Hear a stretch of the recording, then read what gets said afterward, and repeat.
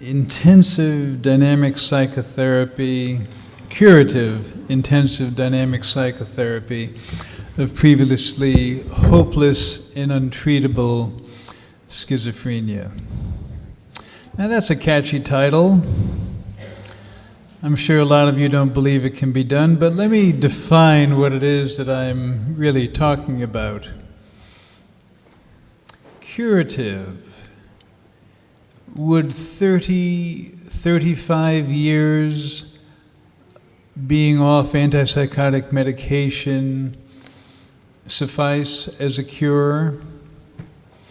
Would 30 or 35 years of return to function, relationships, active involvement in the world serve as a good definition of a cure after previous history of many hospitalizations,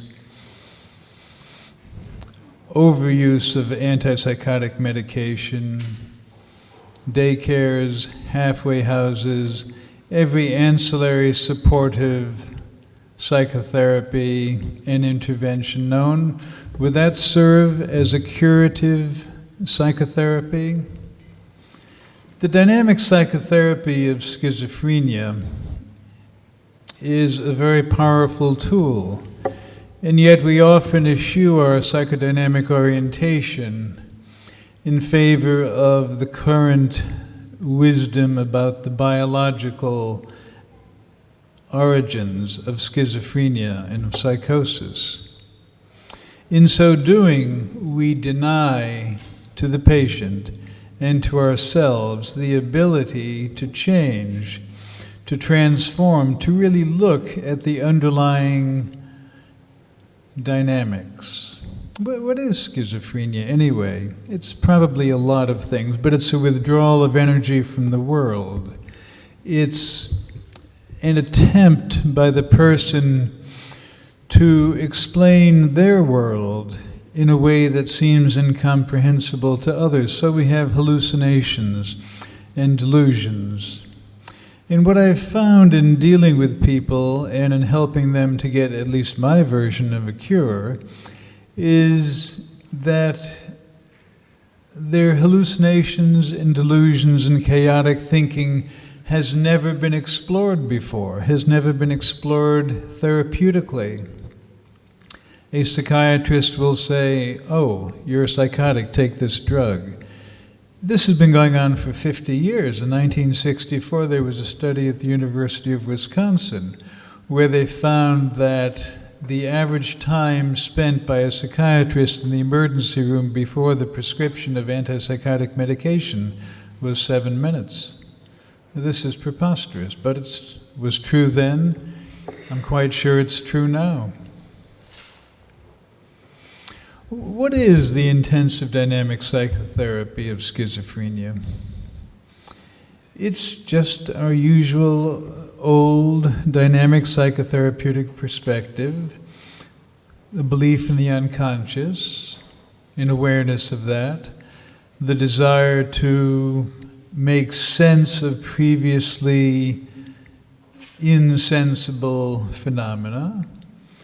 It's looking at resistances, it's looking at transference and countertransference phenomena, but most importantly, it is an attempt to speak schizophrenies.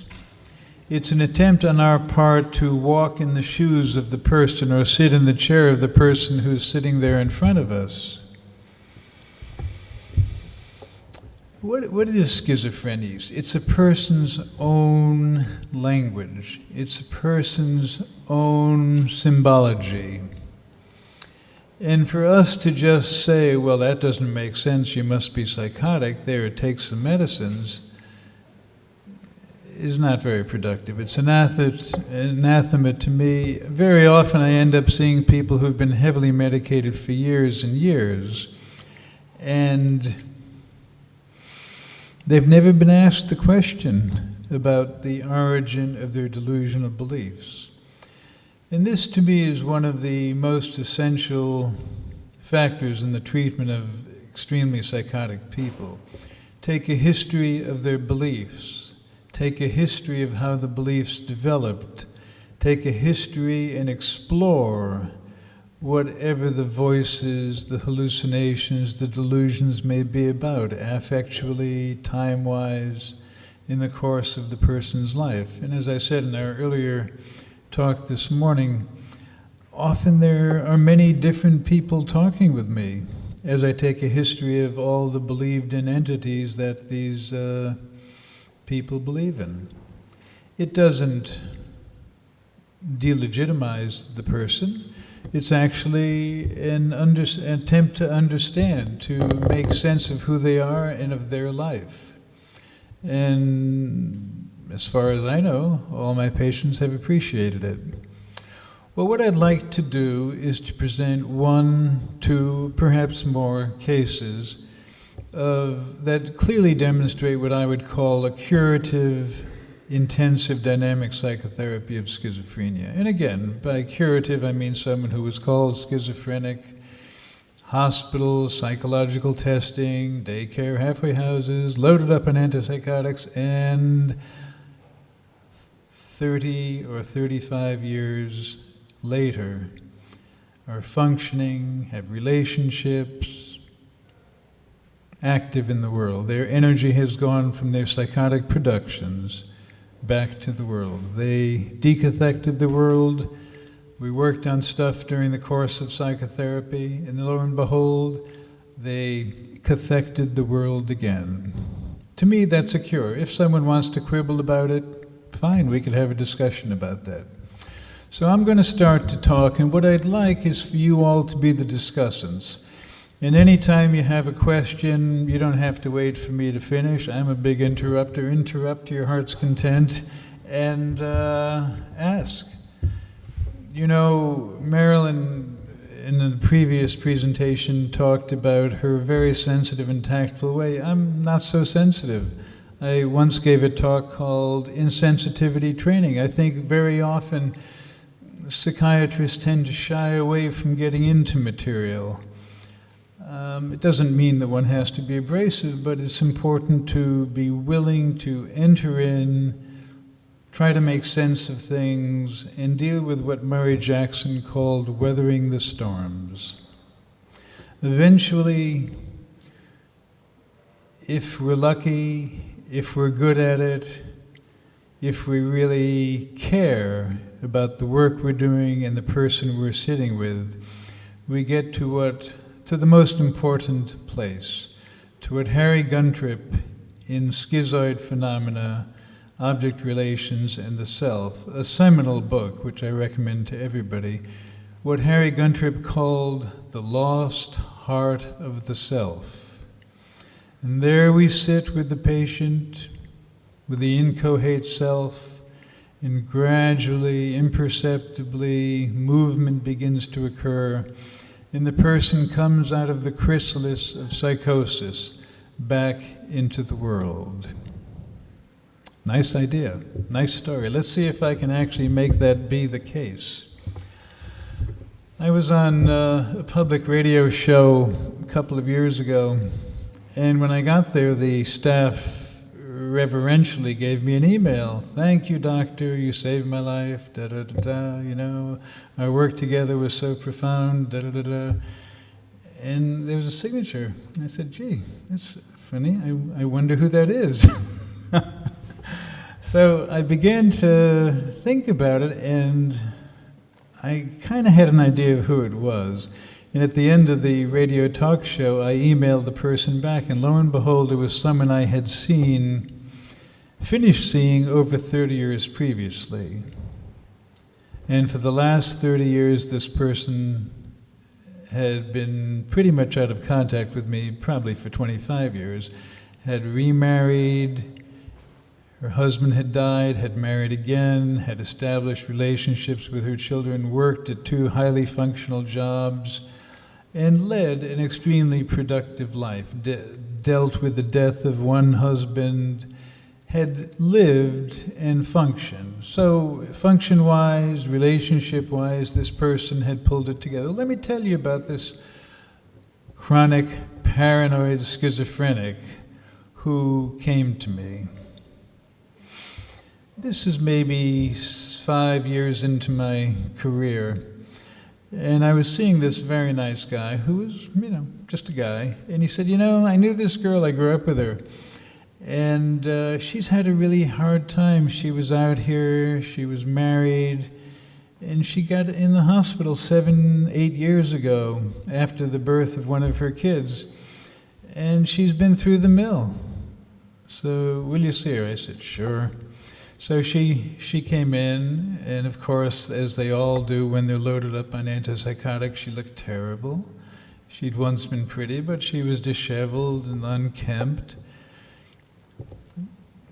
Bachoven and Solomon, in 1975, in a Journal of the American Psychiatric, described how patients on antipsychotic medication had far less motivation, far less initiative, were much less functional than previous schizophrenic patients who never did take antipsychotics.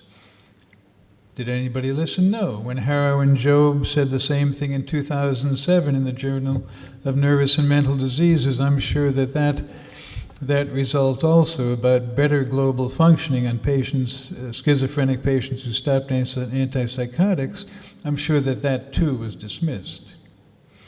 So here comes this woman, let's call her Lois. Lois had, as I asked her friend, she'd brought in her records, loaded up on every conceivable antipsychotic known to man. It looked terrible. 7 years of psychiatric treatment, lots of psychiatrists, daycare, halfway house, board and care, everything. They'd done everything they possibly could for her, except talk with her.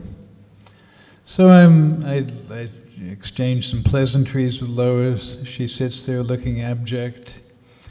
And I look, chief complaint. The doc, and I happen to know who the doc was, had written, paranoid schizophrenic, she believes that 2 rats are eating at her heart.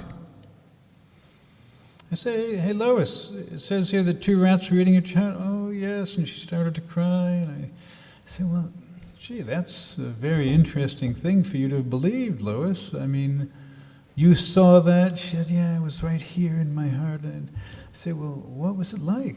And she told me how painful it was, and they kept gnawing and gnawing at her heart. I said, well, Lois, what do you think that means? I don't know. I said, well, surely you've talked about this with your doctors over the years. No, nobody ever asked. I had learned a few years earlier that nobody ever asked. So I say, Lois, let me lay something out to you. I got an idea. This first session, so I don't know if there's much to it, but you got 2 kids, and you were hospitalized after the birth of your second kid, and you had these 2 rats gnawing at your heart. Maybe the 2 rats gnawing at your heart represents your children gnawing at your heart, at your heartstrings. You miss your kids. Bingo. Lois looks at me, says, wow, I never thought about that. So we spend a few sessions talking about this, making sense of, let's call it schizophrenia, a visual image, her metaphor, the symbol contained in what Lois was talking about. And, I start to lower her antipsychotics, which are legion and voluminous, start to lower them down. And as I lower them down, Lois, of course, perks up and starts to look better. And I gradually keep lowering them. After maybe 2 or 3 months of seeing her at twice-a-week frequency, probably because I spoke her language or tried to help her make clear to herself her own metaphor, she starts to tell me her story. And of course I ask, as time goes, as we meet, about her life and what happened. And the story that develops is as follows. She had a harsh, critical mother and a very loving father. She was an only child. And the mother was really nasty to her, and nasty to her father. Her only safety was in ballet. She loved to dance, and she had an old Russian ballet teacher, and he doted on her and said she danced like she was from another planet. So as a young girl, 11, 12, 9, 10, she begins to think, well, my mother hates me. Maybe I'm an alien. Maybe my father's an alien. Maybe we're both from another planet. I mean, the dancing teacher, the ballet teacher said I dance like I'm from another planet. And my mother's an earthling. That's probably why she hates me, the alien. And that helped her deal with the painfulness of her mother's caustic, negative, nasty comments. Okay, you can understand that. Nice fantasy. It was just a fantasy. She didn't really believe it. And then her father, at the age of 13, dies. And she's hospitalized for 3 months. So I'm seeing her 20 years later, and she begins to tell me something she'd never talked about before. And again, she told me this because I was interested in her and her life and tried to speak her metaphor and to help her understand her metaphor. She tells me the following. Well, he did die, but he didn't really die. He's here. He's been with me all this time. And I said, you mean right here, where you and I are having a cup of tea? He's having a cup of tea here with us too. I said, ah. So he died, but he didn't really die. He's always been with you. How's he been with you? Loving, warm, caring. I go for a bike ride. He goes for a bike ride with me. I give someone a cup of coffee. I give one to him. Nobody knows he's here. I say, oh, that's so lovely and so understandable. So we talk about this for a couple of weeks. She's just about off antipsychotics, and it's a very fragile time when you're coming off antipsychotics. And it's a very fragile time when you give up a long-held delusional system that had lasted for 20 years, the delusion of her father.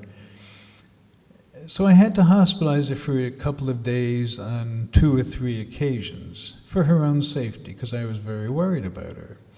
Because she was not only coming off antipsychotics, not only giving up a 20-year-long supportive, caring delusion, but she was now finally grieving over the death of her father 20 years before. But seriously, within the space of 2 or 3 weeks, she was able to do that. She was off antipsychotics. I continued seeing her, and then a wonderful thing happened. These are very creative people. I think one of the reasons I like them so much is that they are so creative. I just kind of plod along, but they're very creative in what they do. And a delusion of her 2 children being there with her all the time supplanted the delusion of her father being there with her all the time. So my reaction was very simple. That's wonderful. That's great. That's the best thing I've heard. That's a very positive thing. And I encouraged her to make contact with her children. She'd been so wary of any kind of involvement with her kids. She felt so guilty about what had happened. And her husband, who'd since divorced her and remarried somebody else, was a very nice and caring man when she called him up. And she began very tentatively at first to begin to reestablish contact with her children. I saw her for about another year, year and a half, off medicines, no delusions. She did some volunteer work. Lo and behold, the volunteer work led to a paid position because, as I intimated before, when you withdraw the energy from delusions, you have all that energy which had previously been caught up in the psychotic phenomena available to the world. So she got a paying position at this pretty good organization, and by the time she left therapy, she was working her way up in this organization, seeing her kids regularly, involved in a craft which she was very good at, in seeing a guy. And I would get letters from her over the next few years. She'd now taken over the organization, and she was married to the guy, and da-da-da-da. So I thought that was a good story. But it was set in such high relief when she sent me that email more than 30 years later, indicating that the gains of a dynamic psychotherapy, the guts of which probably lasted 4 months, and the therapy itself, as it tapered down, lasted maybe 1 year and 3/4 or 2 years. So wonderful that the gains of that therapy had continued, had lasted over the next 30 years. She and I spoke on the phone several times, and as far as I could tell, she was fine. Well, that's one example. Let me toss it open to the group here. Cure? What do you think? Thoughts? Well, whatever kind of defenses there are, you have to deal with. This person, as I said in the very first session or two, we began to talk about and make sense of the 2 rats. And as I said, for her, she was so grateful to understand that she gradually unearthed all the rest of the delusional material. But I agree, there are certainly plenty of people who are avoidant, plenty of people who just want to stay in their little encapsulated life without anybody coming in. My presence, my asking questions may irritate some people. They might get withdrawn further within to themselves. Everybody's different, and you got to play it as it lays. That's the most important part of any kind of psychotherapy. You can't expect the patient to do what you want them to do. You have to deal with who they are. One of the best teaching lessons I ever had was an old hippie friend who could walk into a room and say, "Hey, what's happening?" And people would begin to start to talk about things. And as a shrink, as a psychiatrist, you essentially say what's happening, and then you deal with whatever defenses and vicissitudes come up. Yeah, there was rage at her mother. There wasn't much of any kind of rage at me. It was fine with me for people to rage. A lot of people rage at me a lot, and it's fine, absolutely fine. And in fact, some therapies are spent with people being angry and realizing that that anger can be accepted, and it's really not that big a deal. All right, well, if there are no more questions about this one, let me present another case. Now, this one was really the first serious case that I saw in my practice, maybe a month into my leaving the residency. I had always thought that psychosis was understandable, and when I was a medical student at Albert Einstein, I spent quite a bit of time doing in-depth work with very psychotic people. I thought it was fascinating. So I arranged to go off to work with Ronnie Lang for the better part of my last year in medical school, and ended up spending time living in a hospital, on the ward of a hospital for maybe 10 days, living with people and just talking with them and just being another person. That was very useful. And it gave me a good sense of what it was like for at least English people to be psychotic. And came back, went to Washington, and while I was there, I was able to go to Chestnut Lodge weekly seminars for 2 years. So I, again, learned a lot about intensive psychotherapy of schizophrenia. By the time I came to Mount Zion, I was pretty convinced it was possible to do it with very crazy people. Only Bryce Boyer in the East Bay was doing it then. There wasn't anybody else out here doing it. But I always knew it was possible. And I say knew, I had the conviction that only youth can give you when you really haven't done the work. So I'm in an emergency room trying to keep the ship afloat shortly out of the residency. And a woman comes in who had been a patient on Mount Zion's unit 3 years before. She wasn't my patient, but I'd seen her in passing in groups. And she came in. She was lonely. I got called out to see someone else, and when I came back, she'd cut herself 4 times.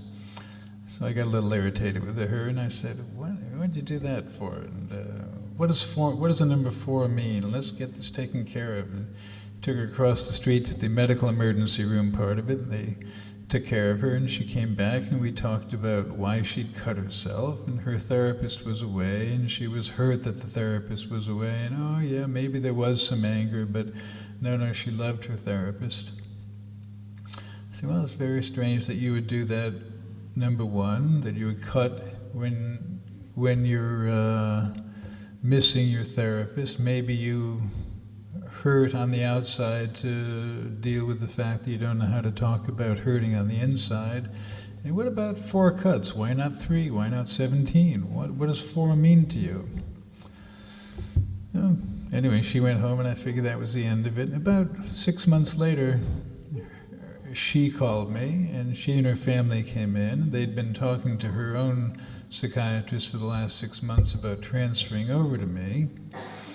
And I called the psychiatrist. The psychiatrist said, yeah, I'd appreciate it if you'd take her off my hands. I've not been having much luck with her. And I said, well, tell me the history. He said, oh, she's a schizophrenic girl, and she's been on,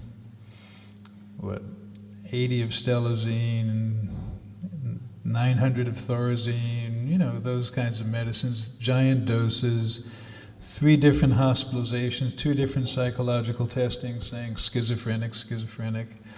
History of hallucinating, ECT during 1 hospitalization. She's about 22, 23 years old. I said, all right. And by the way, I've been seeing her 5 times a week in supportive psychotherapy, and she goes to groups and daycare as well, group a number of times in daycare, and she lives on her own with another patient. So, and she's lived in a halfway house for a year before. So she's been in daycare for a year and a half, and So she'd been, again, through every evidence-based practice that was possible at the time. And we talk and try to make sense of what's going on, and she tells me a little bit about herself. And gradually she tells me that after maybe 2 or 3 months that she has a good angel. And the good angel is on her right shoulder, a white-robed figure. I inquire into the good angel. What's the good angel about? I always try to take a history of figments or fantasies or delusions, how it developed. I don't know, it's been there for maybe 10, 12 years. It's just there, and What does the good angel say? Oh, the good angel tells me to cut myself. Like that day in the emergency room when I met you, it was the good angel telling me to cut myself. I say, good angel, right shoulder, huh? Well, I don't quite see it that way, but maybe this good angel is telling you to do bad things for you. So no, this is a good angel. It's been with me since maybe grammar school, sometime in grammar school. I don't know why, it just came up one day.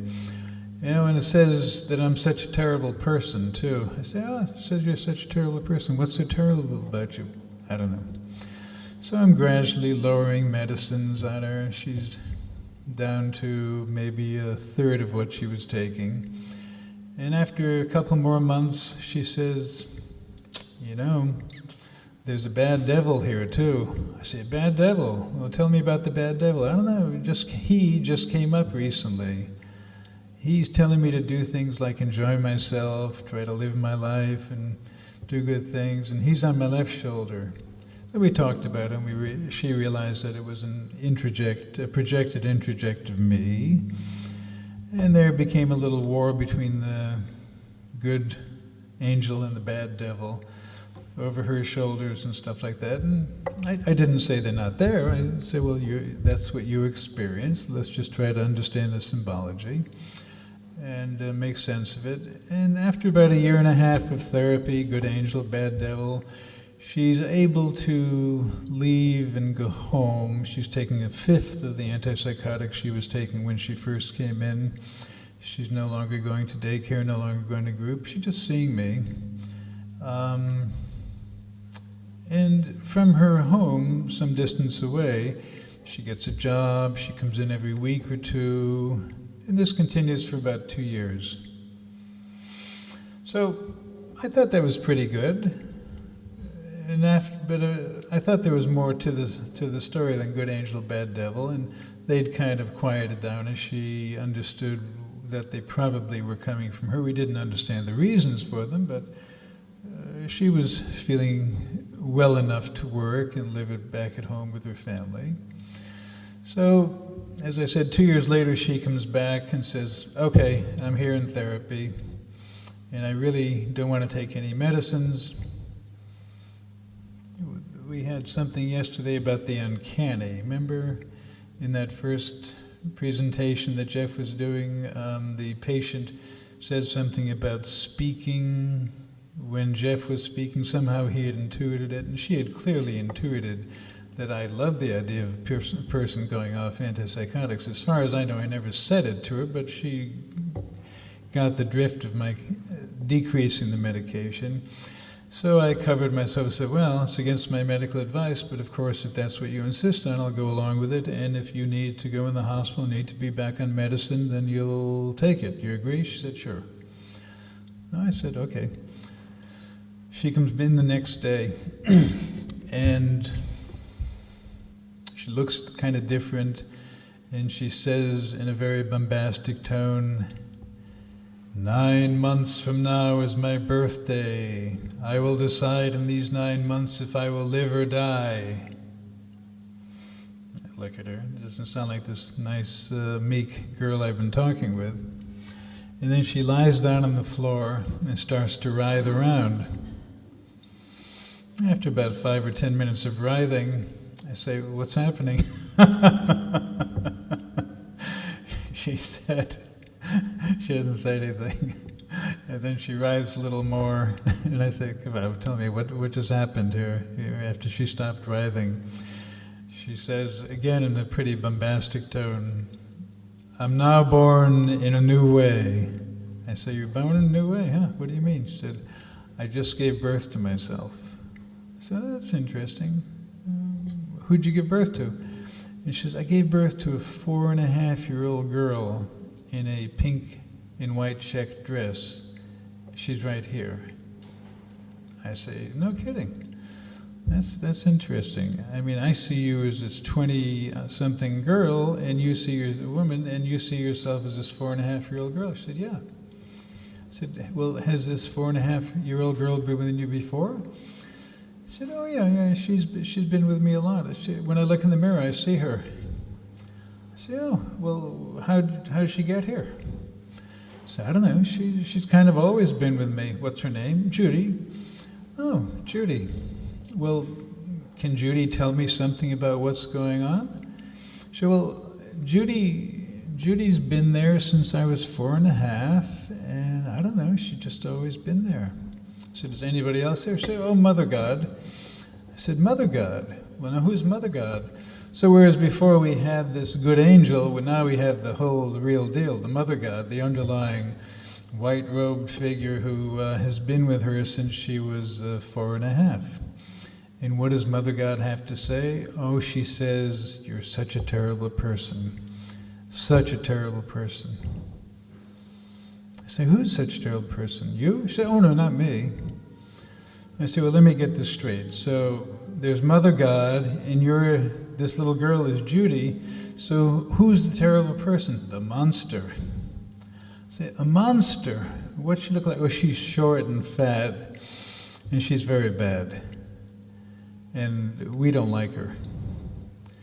So suddenly there are these 3 beings, and I try to understand what the 3 beings are all about.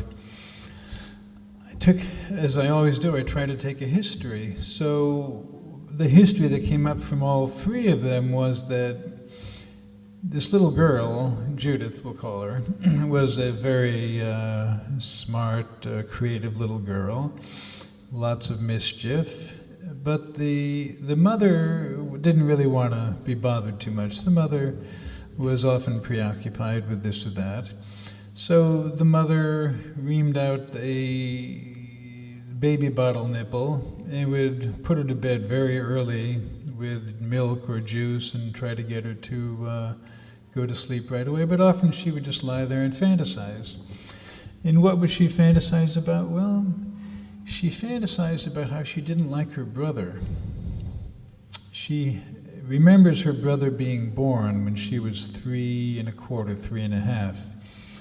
And he had that little thing on him, so she'd think about snipping off that little thing with scissors, or maybe she'd think about her mother cutting carrots with a knife, and she'd fantasize about doing that. She didn't like her little brother because he got all this attention, and she didn't get much attention at all. You know, she was a good pianist and stuff, but once this little boy came along, in the particular kind of family structure that they had, he got all the attention. So she was angry that the mother nursed him, angry that the mother seemed to dote on him, that the father, who had seemed so indifferent to her, busy, preoccupied businessman that he was, suddenly had time and attention for the little boy. But she knew it was a fantasy, and she was okay. And Judy and Mother God and the monster weren't there. Suddenly, and she hated the little boy, suddenly the mother trips and falls, breaking the little boy's leg. And the mother, as maybe many mothers would, said, "I don't know how it happened. I tripped and fell." And the little girl thinks, "I did it. My thoughts caused it. Somehow my angry thoughts caused my mother to trip and fall." Well, so we talked about that for quite a bit. And by this time, it was 7 months from the time that she was reborn in my office. And I said, "Hey, you know, this is fascinating. I'd love to continue talking about it, but we got a really big issue we got to talk about." She said, "Oh, what's that?" So, "Well, you said that 9 months from now, 7 months ago, you said 9 months from now, I'll decide if I'll live or die. We got 2 months to go. We should talk about that." And she starts raging at me, screaming at me, because she, of course, was going to kill herself. And in her mind, she was convinced, she as Mother God and as Judy were convinced that they could kill the monster who had wished that her little brother would die. The monster who she was convinced had caused the fall of the mother and the breaking of the brother's leg. So then, of course, we have to deal with this. But luckily, the creativity of these people is manifold, and she suddenly started to come up with another presence, the smiling man's voice. Remember the bad devil from before? Now there was another internal interject, the smiling man's voice. I'm sure it was me, she's sure it was me. And he was saying the very same things on the inside that I was saying on the outside. Things like, "Well, you know, if you think you can kill yourself and still live, if you think that Judy and Mother God can kill that believed in monster, I got news for you, you're going to kill everything."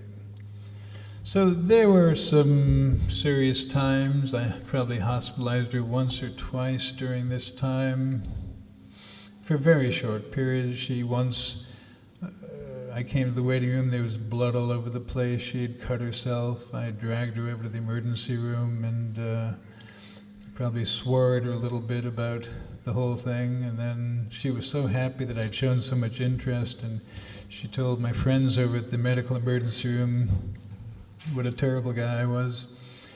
And she loved that part of it. And to make a long story short, by the time of her birthday, about 9 months after her being reborn, she seemed pretty fine. And there was no suicide attempt. Shortly afterwards, medications were stopped entirely. So was that the whole story? I wasn't sure. Soon, there were intense fantasies of nursing, of enemas, of whitish fluid, of every orifice having something going into it. This was followed by the attack of the penises, the attack of the snakes. She gave me a plant, a mimosa plant, a sensitive plant, she called it. She even named it cicatrix for scarred. And soon snakes were jumping out of the plants in my office, out of the chair, and they were all headed for her mouth, and soon there were penises heading towards her. she began to call me no longer a therapist, but the rapist. She broke it down. What's this about? I asked. She doesn't know. She has no idea. Did you ever see a penis? Well, she saw her little brother's penis, but she never saw a male penis. Oh, I keep inquiring and asking, and I'm seeing her 4 times a week, 5 times a week when it seemed critical, and gradually material began to emerge about her grandfather. We know that her mother had kept her home from school and kindergarten when she began vomiting. But from the age of 4.5 to nearly 6, material emerged about her grandfather and his molesting her, making her special, using a gun at times to molest her, telling her that she was not only special, but that he'd kill himself if she ever told anybody. Everything fell into place in a psychotic way when, shortly before she was 6, her grandfather did kill himself with a gun. She became certain that unwittingly she had thought angry thoughts at him, and here too the angry thoughts had caused something terrible to happen in reality. There were other aspects of her being which we gradually understood, but little by little she came to the realization that in fact her grandfather had done this terrible thing to her for this period of time. She found another relative who'd been molested by him, and she reintegrated. And so this whole piece of work off antipsychotics for the last couple of years of what I'm telling you about took maybe 3.5, 4 years. And for the last 35 years, this person has worked and functioned and had relationships with people and been an active member of society. So here too, is it better to have someone loaded up on antipsychotics, believing that they are a chronic paranoid schizophrenic as she was diagnosed? Or is it better to have a life of relationship and function, having understood the full panoply of her believed in presences and entities? To my mind, this is a cure, definitely a transformation. I go for cure. Any questions? Well, I think time is running short, so I thank you all.